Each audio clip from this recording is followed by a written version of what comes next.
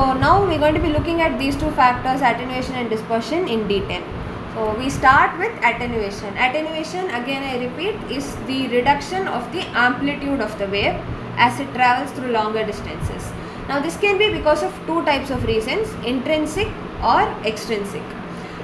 What is intrinsic is I told you there are certain factors which cause the reduction of amplitude, right? So if these factors belong to the optical fiber itself, if these factors are an inherent property of the fiber, of the material from which your optical fiber is made, then we call it intrinsic.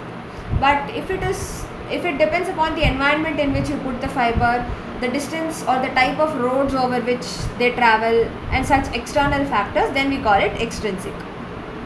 So we look at intrinsic losses. There are multiple different types of these. The first one being Rayleigh scattering at short wavelengths. So around this 900 to 1100 the wavelength I'm talking about here is the wavelength of the light which you shine into your fiber. So around the 900 to 1000 nanometer range, the glass or the silicon or whatever material your optical fiber is made up of, that itself starts absorbing some of the particles of light which you shine, because of which the amplitude goes down. That is called Rayleigh scattering.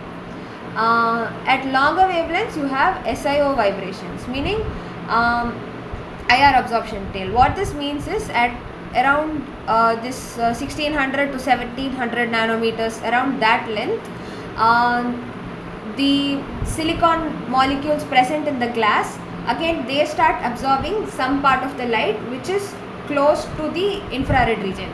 So again we have the spectrum of light, right? You have the visible region, X-rays, gamma rays, and so on and so forth. So around this 1600 to 1700 nanometers, it is the beginning of the infrared region of light, and that again gets absorbed by the material out of which your fiber is made.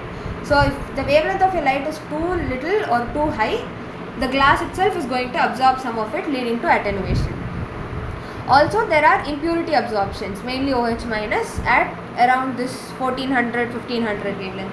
These impurities are, you cannot create 100% pure glass fiber, right? So you can make it as pure as possible, but there are going to be some impurities, and these impurities are mainly OH minus ions, and they absorb some of the light around this wavelength. So there are three types of intrinsic attenuation. Basically the glass out of which your optical fiber is made, it starts absorbing some of the light. That is why your signal is getting lost, your amplitude is reducing. That is intrinsic attenuation.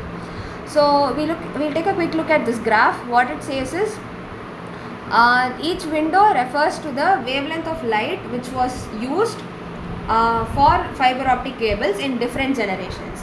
In the first generation, meaning when fiber optic cables were first introduced, we used light of this range, 800 to 900 nanometers, but we realized that Rayleigh scattering is high here. Then we came around here to the 1200 to 1400 nanometers range, but we realized the OH minus absorption, this thing is high over here. So currently we are using this range because here the Rayleigh scattering and OH minus are minimal, and the IR absorption also begins only a little later, around 1700. So this currently is the optimal wavelength which we use. And one mathematical expression we have for attenuation, the attenuation coefficient is how much attenuation happens per unit length. It is given by 1 by L 10 log P out by P in decibels per kilometer, where P out and P in are the output power and input power respectively.